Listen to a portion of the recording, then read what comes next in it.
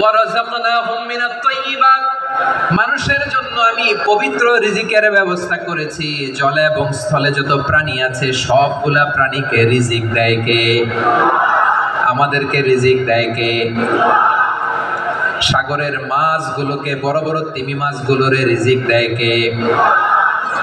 বাতাসের মধ্যে ভেসে বেড়ানো বড় বড় পাখিগুলো, স্ক্যান্ডিনেভিয়ান কান্ট্রি থেকে লক্ষ লক্ষ কোটি কোটি পাখিগুলো যে এক দেশ থেকে আরেক দেশে ট্রান্সফার হয়, এগুলোর রিজিক দেয় কে?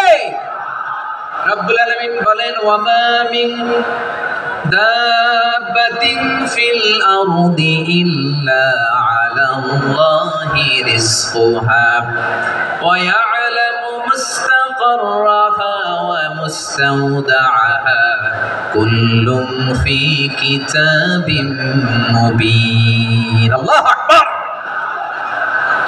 রব্বুল আলামিন বলেন, ভূপৃষ্ঠে বিচরণশীল যত প্রাণী আছে সব প্রাণীগুলোকে আমি আল্লাহ আমার নিজের কুদরতে রিজিকের বন্দোবস্ত করি।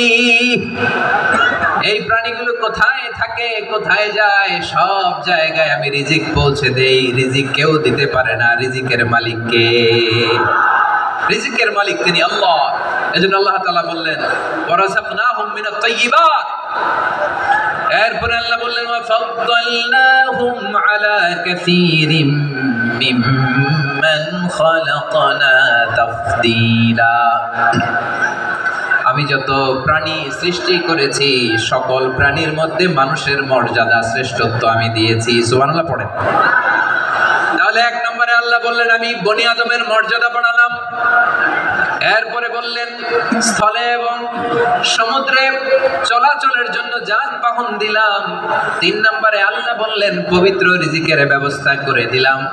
এরপরে আল্লাহ বললেন যত প্রাণী আছে, সৃষ্টি আছে, সবগুলার উপরে আমি মানুষকে শ্রেষ্ঠত্ব দিলাম। সুবহানাল্লাহ। তাহলে সবচেয়ে বেশি শ্রেষ্ঠত্ব মানুষের। কার?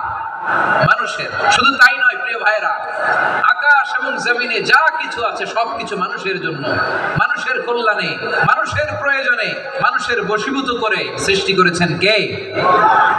রব্বুল আলামিন বলেন, হুয়াল্লাযী খালাকা লাকুম মা ফিল আরদি জামিআ।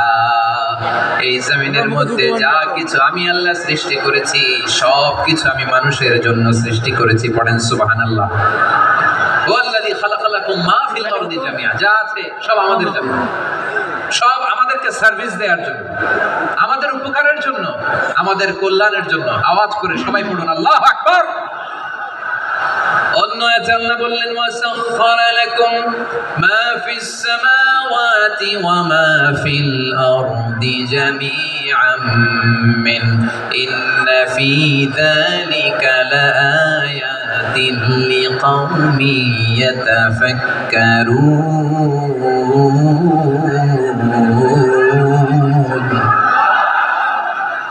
প্রথমে আল্লাহ বললেন জমিনে যা আছে সব তোমাদের কল্যাণে আমি সৃষ্টি করলাম। এরপরে আল্লাহ বললেন আকাশেও যা আছে সব তোমাদের জন্য সৃষ্টি করলাম, তোমাদের অনুগত বানায় দিলাম। পড়েন সুবহানাল্লাহ। মানুষের কি ব্রেইন দেখেন, মানুষ জমিন ছেড়ে আকাশে চলে যায়। পাখি দেখে মানুষের শখ হলো পাখি যেহেতু উঠতে পারে আমরাও পারবো। অরবিল রাইট, উইলবার রাইট, 2 ভাই মিলে আঁকাঝোঁকা করতে করতে করতে করতে প্লেন বানায় ফেললো। কোন সুবহানাল্লাহ। এখন পাখিও ওরে, আমরাও ওরি। এরপরেই মানুষের কৌতূহল থামে না এখানে। মানুষ চলে গিয়েছে চাঁদে। কোথায় গেছে? এখন কিন্তু চাঁদে জমি বিক্রি হয় জানেন। পৃথিবী নিয়ে মারামারি শেষ। রাশিয়া আমেরিকা এখন ধরছে চাঁদ আর মঙ্গল গ্রহ। এখন চাঁদে জমি বিক্রি হয়, মঙ্গলে জমি বিক্রি হয়। এই চাঁদ, মঙ্গল, বৃহস্পতি, শনি সব আল্লাহ তাআলা আমাদের জন্য বানিয়েছেন। সুবহানাল্লাহ পড়েন। মানুষ সাগরের উপরে চড়ে, শূন্যে ভেসে বেড়ায়, পাহাড় কেটে সুড়ঙ্গ বানায়, টানেল বানায়। মানুষ ব্রডব্যান্ডের লাইন নিয়ে যায় সাগরের ভেতর দিয়ে, এক দেশ থেকে আরেক দেশে, এক মহাদেশ থেকে আরেক মহাদেশে। সুবহানাল্লাহ পড়েন। তার মানে গোটা বিশ্বের সব কিছুর উপরে control, superiority over all creatures, সব কিছুর উপর কন্ট্রোল, মনিটরিং, নিয়ন্ত্রণ, এটা প্রতিষ্ঠা করে দিয়েছে কে? এজন্যই মানুষের শ্রেষ্ঠত্ব। ওয়ালাকাদ কাররামনা কারামনা বনি আদম, আমি বনি আদমের সম্মান বাড়িয়েছি, মর্যাদা আমি বাড়িয়ে দিয়েছি এই কারণে, কারণ মানুষ সবকিছুর উপর নিয়ন্ত্রণ নিতে পারে।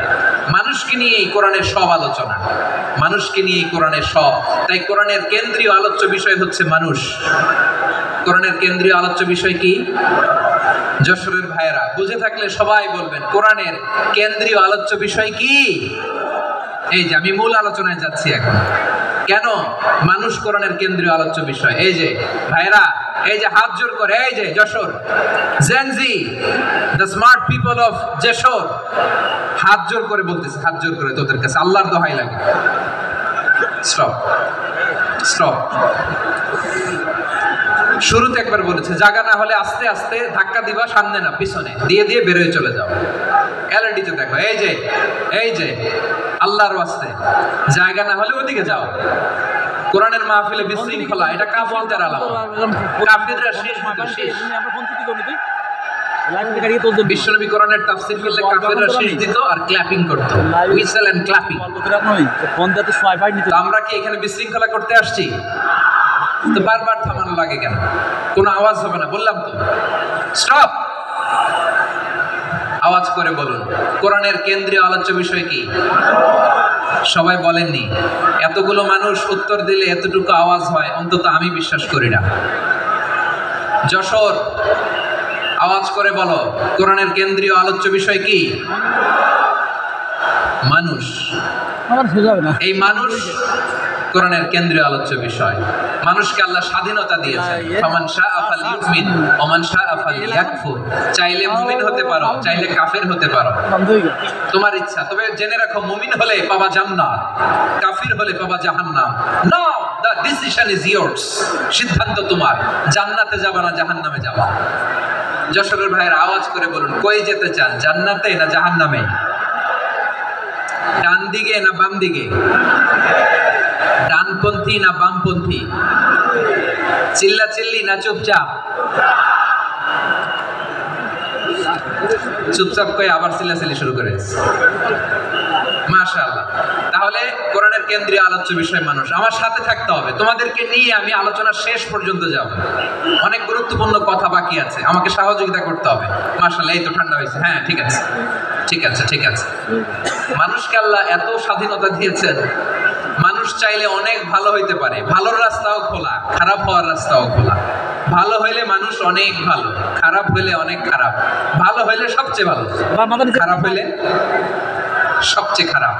এজন্য সিদ্ধান্ত আপনাকেই নিতে হবে। আল্লাহ তাআলা বলছেন লাকাদ খালাকনাল ইনসানা ফি আহসানি তাকওয়িম সুম্মা রাদাদনাহু আসফালা সাফিলিন।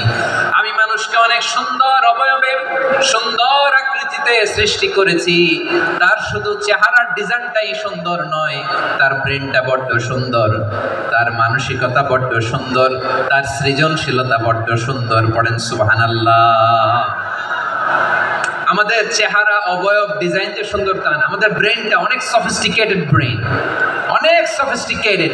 এই 1.5 কেজি ব্রেন ইউজ করে মানুষ গোটা বিশ্বে সভ্যতা বিনির্মাণ করেছে, ঠিক কিনা? এই ব্রেন আল্লাহ তাআলা আমাকে দিয়েছে।